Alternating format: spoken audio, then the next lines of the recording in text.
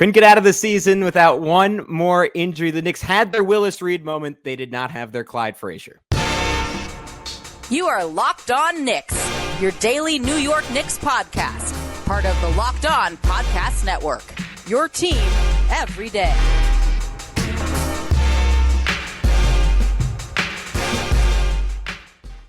The New York Knicks season is unfortunately over. A 130-109 loss to the Indiana Pacers. The Knicks close out this game, XJ. This is a great tweet by Schwinny. Not a single starter from opening night on the floor. Their six highest paid players all dealing with some form of injury. Five of them kept out of the game. The sixth one playing through an injury he had no business playing through in Josh Hart, and then fouling out with 3 minutes left. And that went about as well as it could have gone. In addition to the fact that Indiana had the best shooting game in the history of Game 7s in NBA history, the Knicks fell 130-109. We are going to get into all that fun stuff in just a sec on Locked On Knicks. But first, I want to tell you that today's episode is brought to you by PrizePicks, the easiest and most exciting way to play daily fantasy sports. Go to prizepicks.com/LockedOnNBA and use code all lowercase LockedOnNBA for a first deposit match up to $100. And I wanted to thank you today of all days for making Locked On Knicks your first listen. If you haven't already, please subscribe on YouTube. Hit that notifications bell to ensure you don't miss an episode there. We're coming to you still 5 days a week throughout most of the offseason. And then be sure to hit the auto download function on your favorite podcast platform of choice. I am Gavin Schall, your favorite play-by-play broadcaster's favorite play-by-play broadcaster, currently coming to you from an undisclosed location in Brooklyn. Also, XJ, I already told you this, with a broken finger, it's the podcasters too. It's not just the players. It turns out everyone is affected by whatever Celtics loving like witch put a hex on this team. He is XJ. He is the co-host of the Hot Hand Theory podcast, which is just a fantastic weekly Knicks podcast, breaking down the Knicks in a way no other podcast is doing.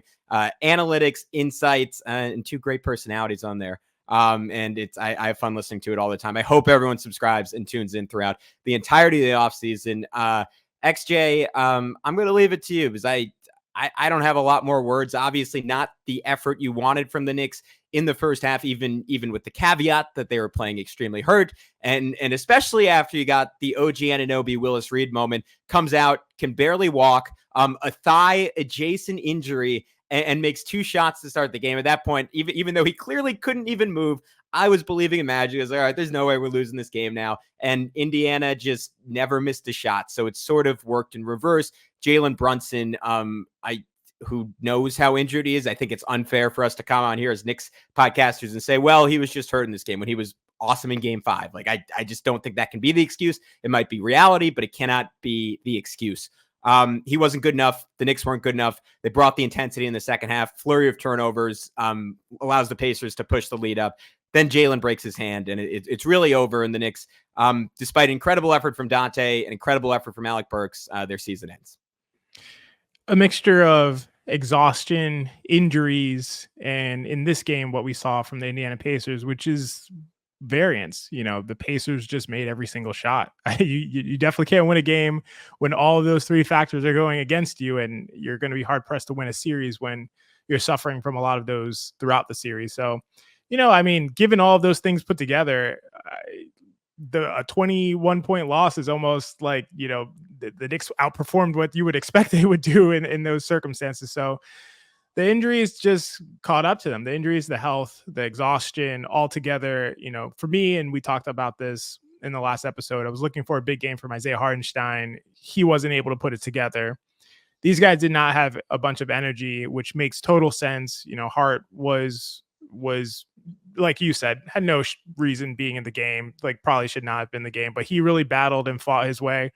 And the Knicks had a spurt of energy, you know, in the third quarter. They came out, they were battling, they were grinding, you know, you could see them put everything they had into it, but it just wasn't enough. And at some point when you know, DJ from Knicks Film School, my colleague from Knicks Film School has been saying this all the time. At some point you get to a critical mass of injuries and there's not much you're going to be able to do. Like that's just the reality of the NBA. And the other thing that we saw is that although the Pacers made every shot, which is, again, like I mentioned, I think that's variance that's responsible for that.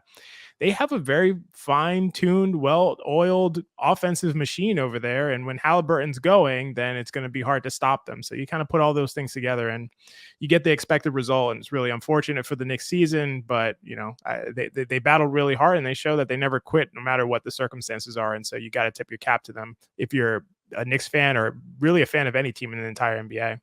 Yeah, and I think it's totally fair to attribute that to variance. And in Indiana, I mean, they're not, in my opinion, the greatest offense in NBA history, because you have to look at the context of where the league as a whole has gone. I mean, statistically this year, they were literally the greatest offense in NBA history, and they showed they were capable of games like this. And yet we've seen stretches of this series where the Knicks kept them down and contained them. And the Knicks just did not do a good enough job making Indiana feel them in the first half on either end of the floor. And there were moments of that force that defined the win in game 5, that have defined the Knicks the entire Sixers series, that has defined the Knicks pretty much since they've gotten OG Anunoby. And it just was not there enough in half number 1. A lack of focus, a lack of intensity, and just this Knicks team was the bully so often this year. And I said it after game 6. I'll say it again today. They weren't in this game. They were for a very short stretch to start the third quarter. I thought Isaiah Hartenstein was trying to be earlier this game and was successful doing it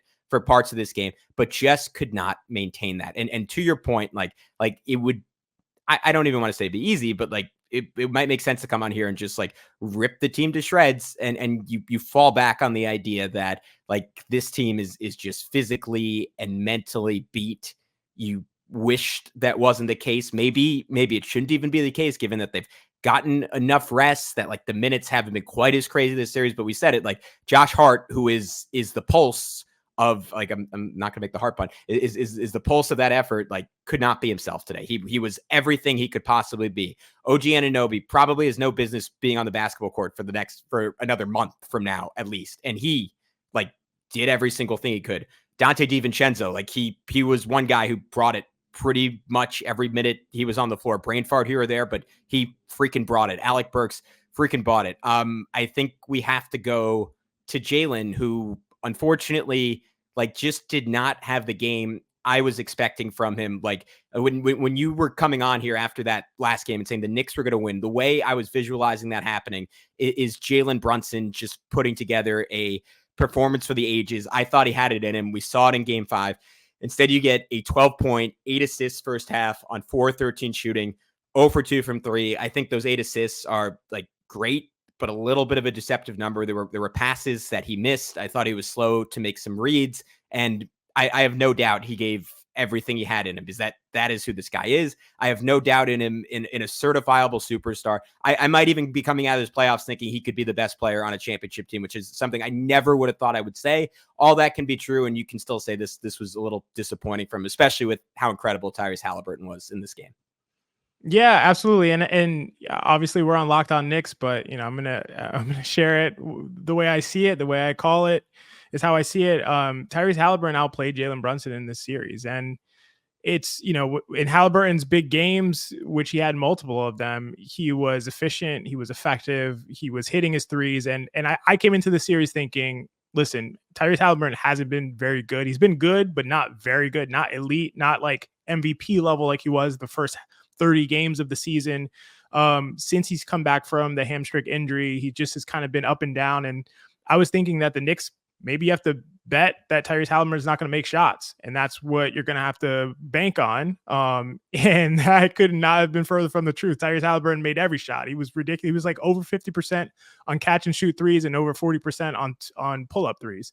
And Jaylen Brunson, outside of a couple of really strong performances, had the opposite kind of performance overall on the series in most of the games. So what that's attributed to, it's tough to say. And like you said, for me, I rarely am going to speculate as how much a guy is injured, how much that's playing on them. I know he wasn't full strength for sure. I know he was exhausted for sure. I know he didn't have the appropriate spacing with not having OG Anunoby out there. I know he didn't have the appropriate kind of defense surrounding him, not having OG Anunoby out there and others. So there's a lot of reasons you could point to, but at the end of the day, Brunson was going to have an elite performance. The defense was going to have to show up. They were going to have to get some shooting luck. A lot of things had to go their way to win this game and to close out this series. But this is just why you don't want to ever be in a single elimination situation, because you're just beholden to whatever variance goes your way or doesn't go your way. And the Knicks oftentimes try to put their stamp on a game. They try to force their way to a win, and they have typically have the energy and the dogs to be able to do it. But this just wasn't a game like that. They ran out of gas. And part of that is Jaylen Brunson not being able to carry the offense. And part of that is the defense not being able to sustain and stop guys like Siakam and Halliburton all throughout the game. So all of it, results in what we saw. But, obviously I agree with you. I think Jaylen Brunson has proven himself as a bona fide superstar. And I absolutely think he can be a number one offensively on a championship team. He's just going to have to be healthier, and the surrounding parts are going to have to all be there. It's very, I'll say it one more time, very hard to win a series when 5 of your 6 highest paid guys are on the bench for the last quarter to half of a game 7. The Knicks had their chances though, and we could maybe dive into this deeper, but game 3 was very much on the table for them to take. A couple of missed calls, a couple of missed shots. Andrew Nembhard, maybe we look back on that as the win of the series. And look, the Pacers probably should have won game 1, but it was kind of the same thing I was saying, looking back, like talking about that Philly series, like just because the Knicks stole 2 didn't mean that Philly had to come back and steal a game in equally improbable fashion. Just because the Knicks stole game 1 didn't mean Indiana had to come back and steal a game. And like, I'm sure they would argue they won that one cleaner, but that's neither here nor there. This could have been a sweep, and it wasn't. And the longer it went, the less chance the Knicks had to win a series, because they were the shallower team by far. And to your point, like Brunson, it was not an injury. It was him having just very, very little left in the reserves. Did not look like himself, was not particularly aggressive. I think got his first points in the second quarter, like very late in the period. And despite it all, the Knicks somewhat made this a game, because Alec Burks started cooking in the second. And then the Knicks put together like 4 minutes of like what you hope you were going to get this entire game, of like intense physical defense, like Donte and Brunson making big threes, Hart flying all over the place. They cut it to 77-70. And from there, they just completely self-destructed. And again, give Indiana credit, because they took advantage of the Knicks' self-destruction, like a Brunson throwaway, a Deuce throwaway led to 5 quick points, a 5-second violation, made it 84-70. And then another inbounds throwaway, a Naismith and one. It ended up being a 15-4 run, and the game was over. The Knicks, I mean, Brunson was out at that point, but the Knicks did not have a chance from there. So we'll pick up final thoughts on this loss. Longer shout outs to Donte and Burks, because they deserve it. Maybe an in memoriam for this Knicks season for all the guys that were lost, and just what a special ride this was. And then we'll wrap it up talking about why the Knicks future is so bright. All that next on Locked On Knicks. We wanted to remind you that this show is brought to you by Yahoo Finance, our sponsor today. Wouldn't it be great if you could see all of your investment and retirement accounts in one place? With Yahoo Finance, you can consolidate your views from multiple accounts into one hub and access the expert analysis you need to tend to your entire portfolio with confidence. For more than 25 years, Yahoo Finance has been the brand behind every great investor. Whether you're into a seasoned investor or looking for that extra guidance, Yahoo Finance gives you the tools and data you need all in one place. They are the #1 financial destination, producing a holistic look at the financial news cycle, including breaking news, original editorial perspectives, analyst ratings, independent research, customizable charts, and so much more. XJ, I'm not good enough at this stuff. I'm not on top of my finances. That is why I'm going to be diving into Yahoo Finance this entire summer to get things right. So for a comprehensive financial news and analysis, visit the brand behind every great investor, yahoofinance.com, the #1 financial destination, yahoofinance.com. That's yahoofinance.com. And we also want to tell you about our good friends over at PrizePicks. You might be at home asking, what is PrizePicks? Well, PrizePicks is America's #1 fantasy sports app with more than 3 million members. It is the easiest and most exciting way to get in on the action while you watch your favorite sports and players. You pick more or less on 2 or more player stat projections. You watch the winnings roll in. And you don't want to be competing with people who know how to do math. I'm looking at you, XJ, and have the capital to put down maybe 100 entries. You're just not going to beat those people. That's the beauty of PrizePicks. You don't have to. Again, you're just picking more or less on 2 or more player stat projections.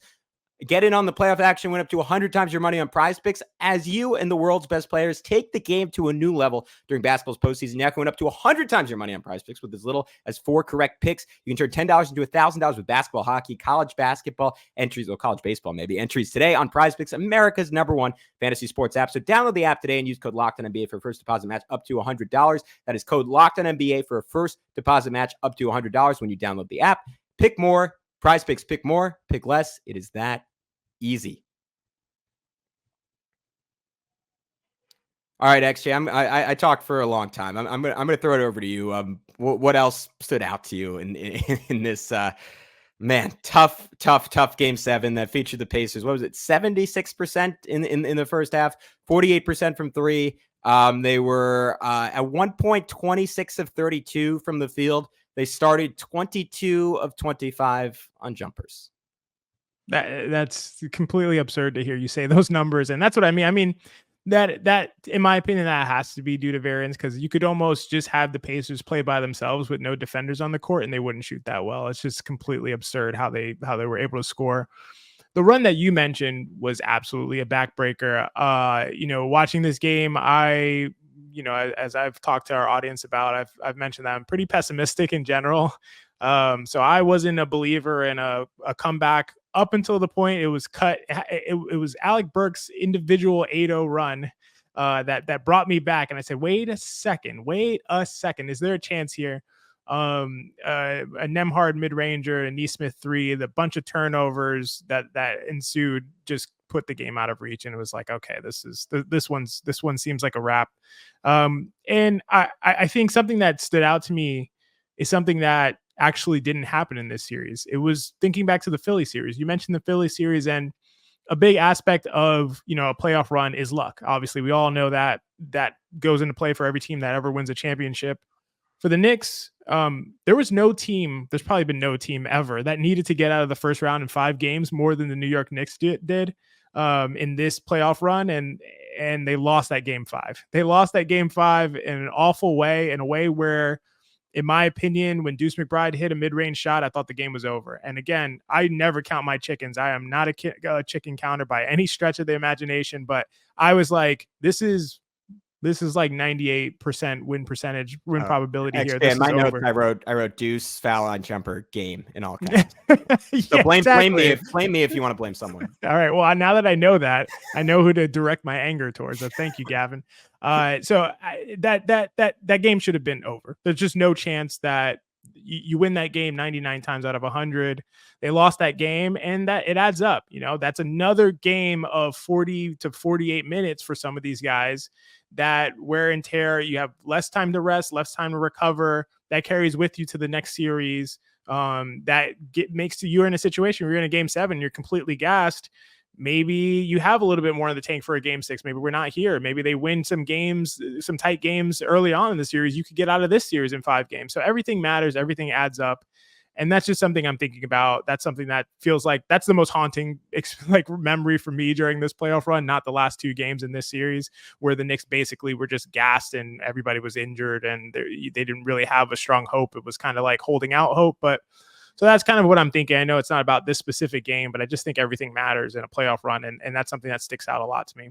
No, but I mean, that's maybe the truest reason the Knicks lost. Like, this sounds like sour grapes. I don't think even let's just say it was just Randall and everyone else. And that's a big caveat that you lose your 2-time All-NBA guy in 3 seasons. Like, I think the Knicks could have won this series 5 games, maybe 6 games. I agree.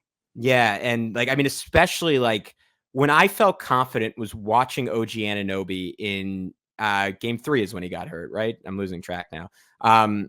And just how incredibly well he played early. And that was after Brunson got hurt. And just him finding that gear, not there's no way he was going to do that every game, but that he had that in him made me think all right, the Knicks, at the end of the day are just more talented. Indiana has greater depth. They have the better bench by far at this point. Halliburton, there was a world where with the way Brunson was playing, he was the best player in the series and this Knicks still won in 5 or 6.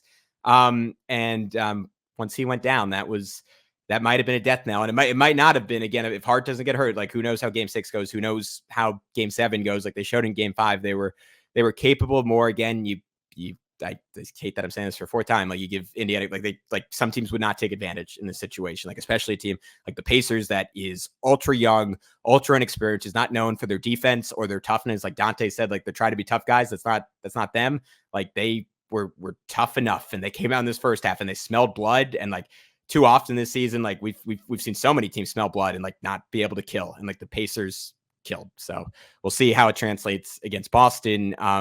The Knicks had a really great team this year. I think the Knicks, like we can look back on this. I'm curious on your take. Like my dad, who is like not the biggest basketball fan, is more of a Rangers, more of a Yankees guy, but he's gotten into this Knicks team. He's asking me like, all right, fully healthy, like what would the chances have been against the Celtics? And I said, like a month or two ago, like I probably would have said like 5%, maybe, like at most. And like after watching this playoffs, like after seeing like obviously the January run with Anunoby, like I was telling him like I think probably like 40%. Like they might have been the tougher team. Like they have Jaylen Brunson, who like had a chance to be the best player on the floor in that series, which is something I never thought I'd be saying before the season, relative to Jason Tatum. And this Knicks team was like that good, and we only got to see a month of it, and we didn't even fully see a month of it because it was before they got Bogey, that was before they got Burks, that was with Mitch out. So who knows what it's going to look like. Fortunately, hope if free agency goes their way, we'll get that chance a year from now. But it still hurts because you just never know how long your window's open. At full strength, I think the situation against Boston, the series against Boston, is like a toss up to me. I genuinely believe that, and I think that the Knicks just have all of the answers. They have so much versatility up and down their roster. They have so many different lineup constructions that you could throw out there to battle against anybody's lineup, any stylistic advantages that another team might have to counter them, to take advantage of any stylistic weaknesses another team might have to really hammer those home. They can do that as well. They just have everything. And so it's just super disappointing. I had mentioned this on, the Hot Hand Theory podcast about how disappointing it is that we just don't get to see this team at full strength this year and just see where it takes them and just see how high they can go. And now we have to wait till next season to see that. And that's an unfortunate consequence, because this season is kind of the one when you have to make the decisions about your roster. So now you got to kind of commit to this roster and move forward.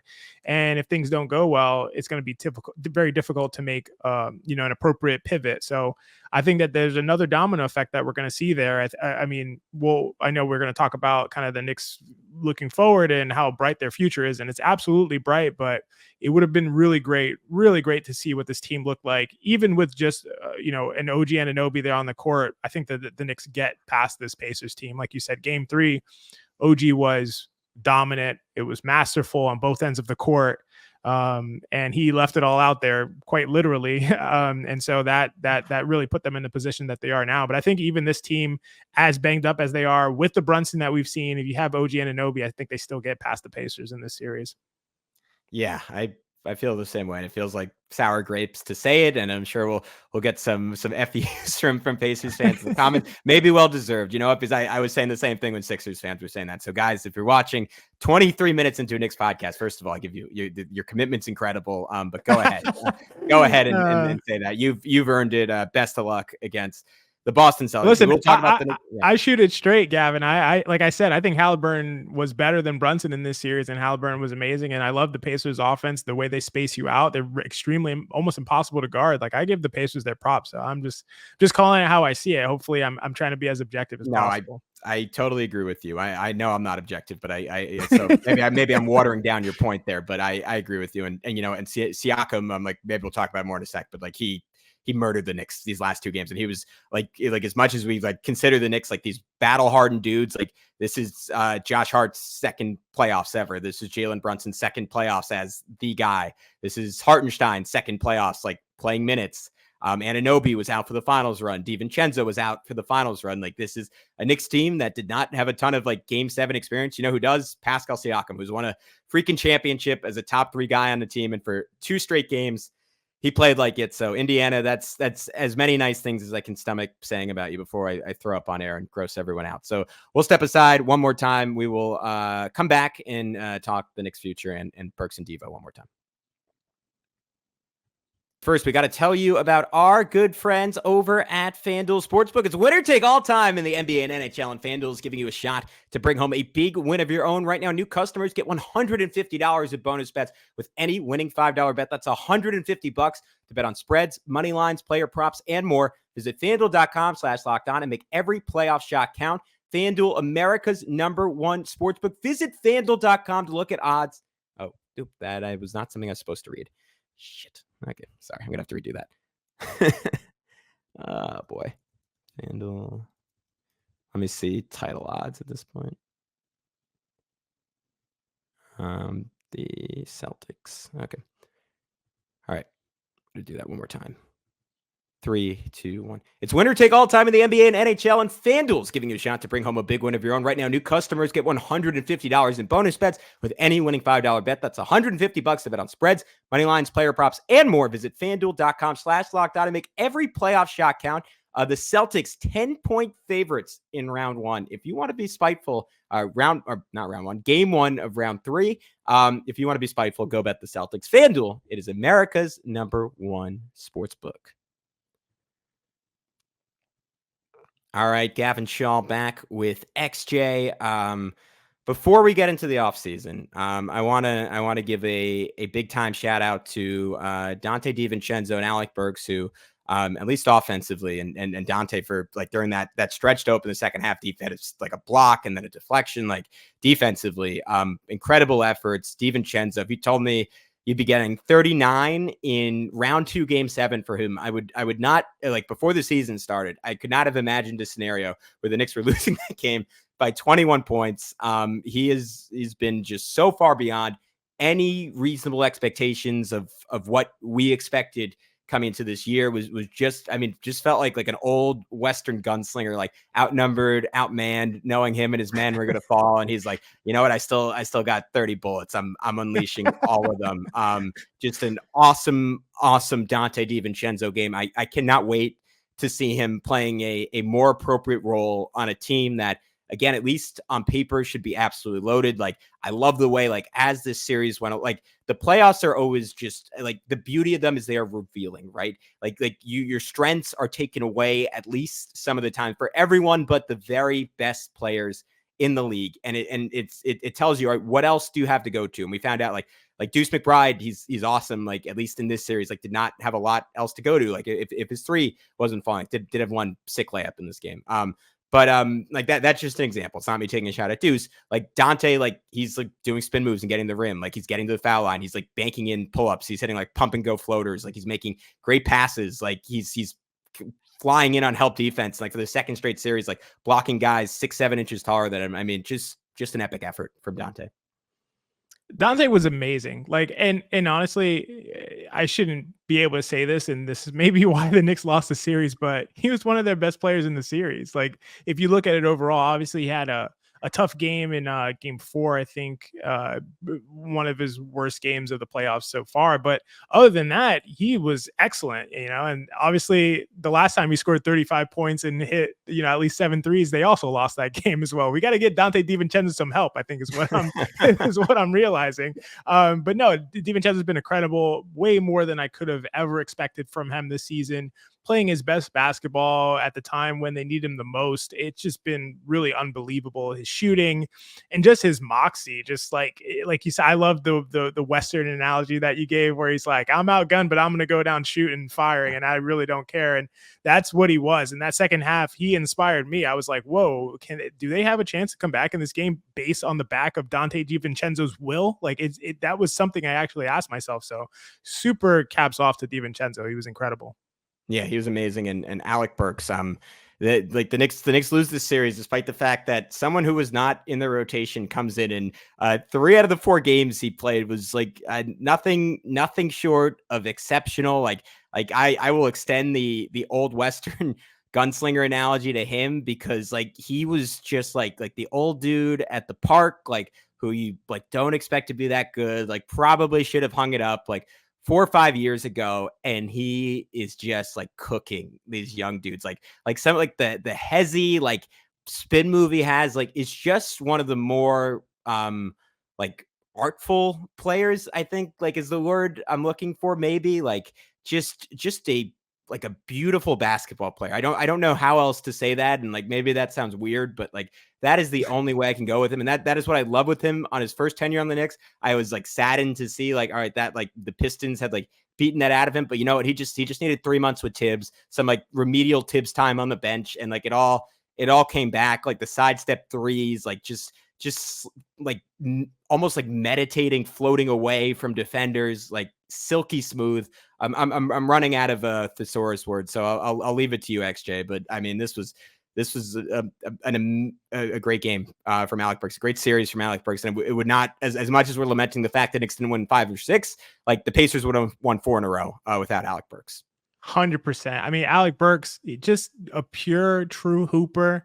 There's that's the way I would describe it. And just the fact that it makes you really consider how much will and willpower and confidence and self-belief that some of these players have to be at the level that they've been at throughout their careers. For Alec Burks to have effectively 13 out of his last 14 games be DNPs, and then come in and be essentially dominant over the stretch of 3 out of 4 games in his minutes. That I don't even know how to just visualize that. Like, how is that even possible? he, you know, in the games before this, he had 14 points on 88% true shooting, 20 points on 67% true shooting, 18 points on 75% true shooting. And then what we saw from him in this game, 26 points on 8 of 13, 8 of 8 from the free throw line, was essentially the Knicks. I mean, obviously second best player to Donte DiVincenzo, but was unstoppable from a Knicks perspective, even though the Pacers knew, like, weirdly, the Knicks' only weapon right now is Alec Burks. They still couldn't do anything with him. It's really incredible. Like, I don't even know. It's honestly, to me, the most impressive performance, what we've seen from Alec Burks in this series, that I think that I've seen from any player in a really long time. And that might sound like hyperbole, but I mean, relative to expectations, relative to what we've seen from him early in the season, relative to having, again, like I said, 13 out of 14 DNPs in a row, like, that you could not have foreseen this or expected anything like this. So super hats off to Alec Burks. Really incredible. And he blew me away from what I saw.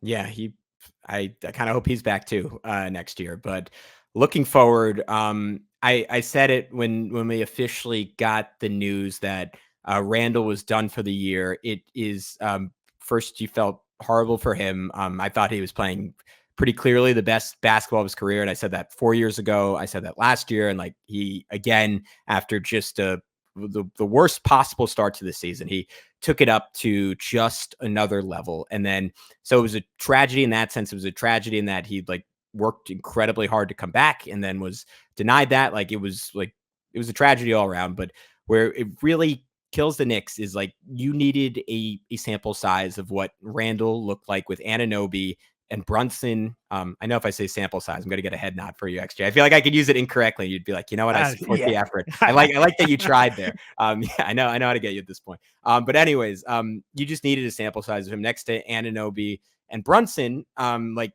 in the most valuable minutes at the most valuable moments in a playoffs where like you can, like, and this is NBA history for like all these stars who have a disappointing playoff runs. Like, you can always make an excuse. And I thought the first time out, like, you look back at the team that was around him and you say, wow, that supporting cast was somehow worse than this version of the Knicks in Game 7 that had, again, 5 of their 6 highest played players on the 6th one totally hampered. Like Elfrid Payton, that version of RJ Barrett, that version of Obi Toppin quickly, that was worse somehow. No Mitchell Robinson in that series. And then last year, like, he was playing on like what was close to a broken ankle. So we have not had that run yet. I think the truth with Randall is somewhere in the middle. He's probably not quite as good as he is at his best in the regular season, but he's probably a heck of a lot closer to that than what we saw 4 years ago and what we saw last year. We have no hard evidence of that now. And that is really difficult for the Knicks coming to a summer where they could theoretically extend him.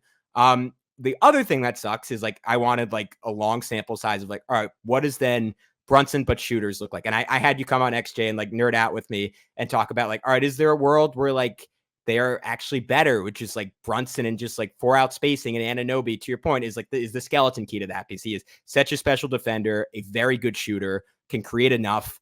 And like, if you were to trade Randall for Mikal Bridges or for Paul George in a sign or trade, like I on paper, does that make you a better team and just a better version of what is already a good version? The Knicks don't have that information now. That being said, they are in a great situation.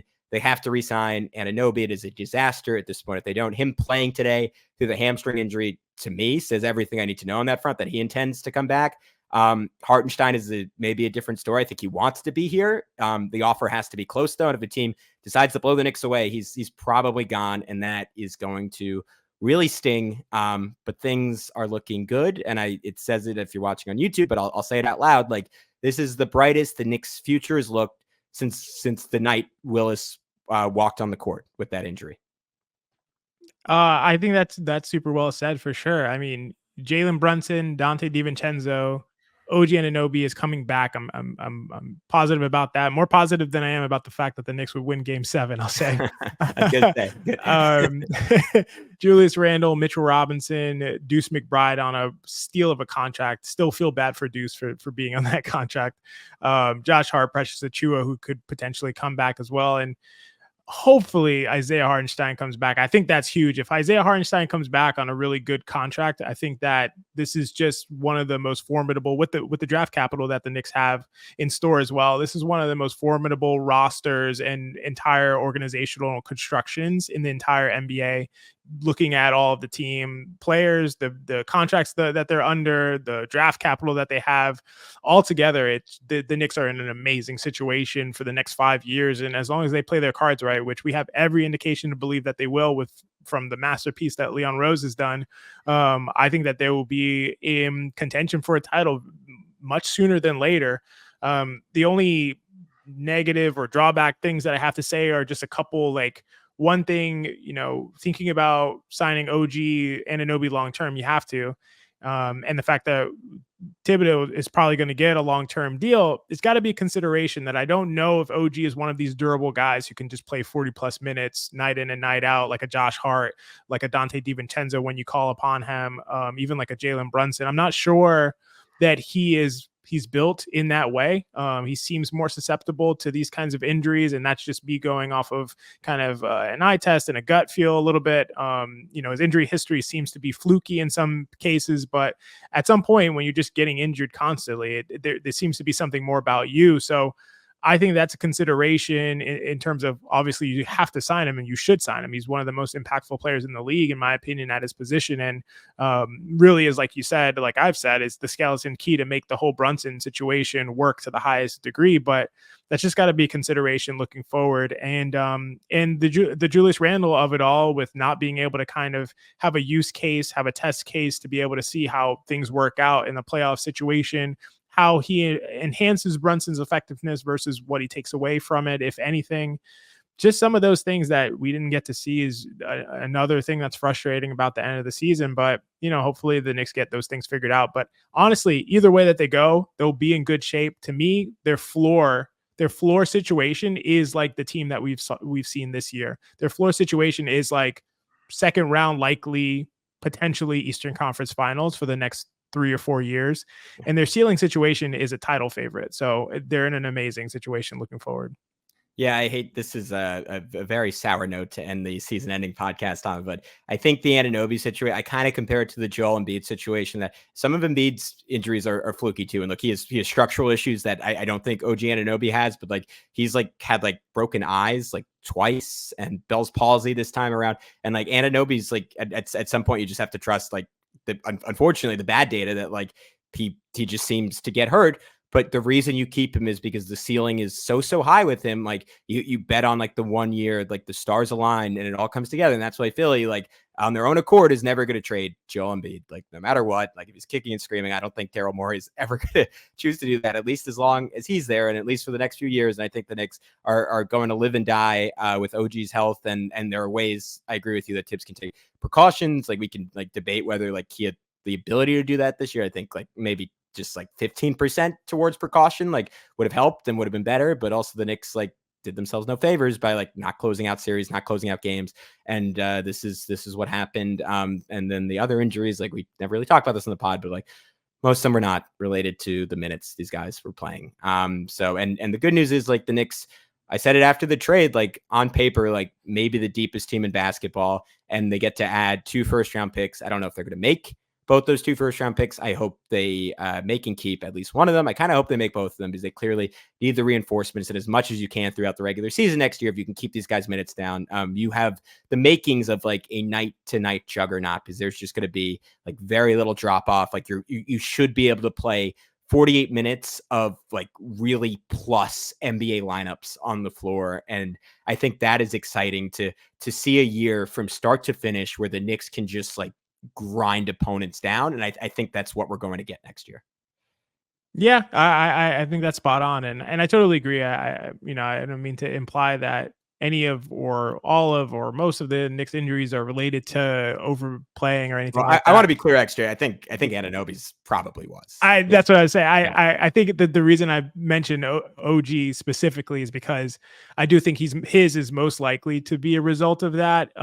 Maybe Josh Hart's, but OG's for sure. And to me, it's not just being overplayed. It's like some guys can play more than others. Some guys can handle the 40 minutes a night toll day in and day out.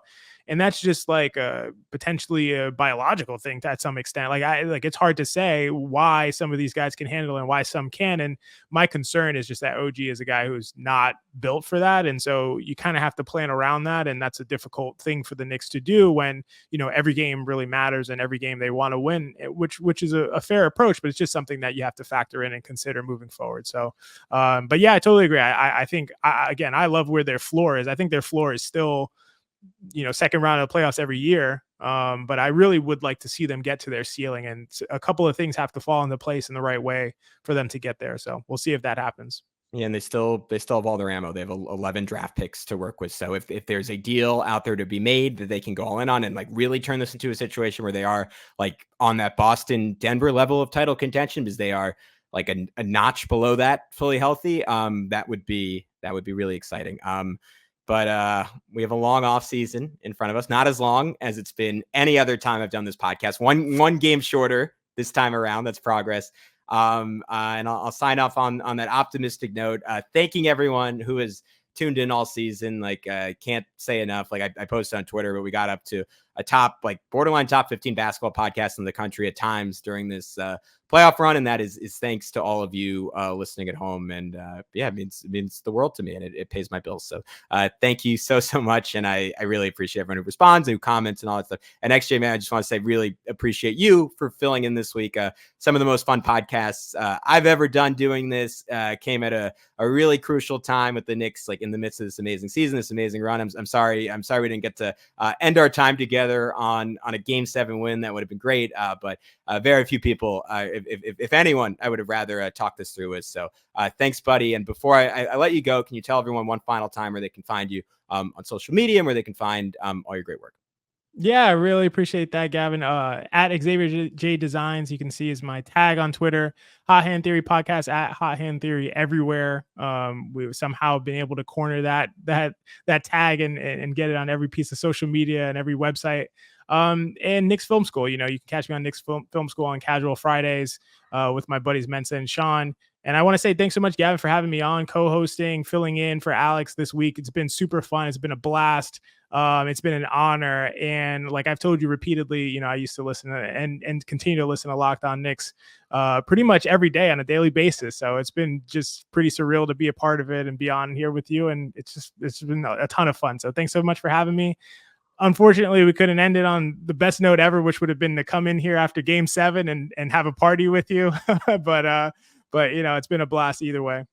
I really appreciate the kind words. If someone as smart as XJ is an everydayer, you have no excuse to not be as well. He's XJ. I'm Gavin. We'll talk to you soon on Locked On Knicks and the Hot Hand Theory podcast.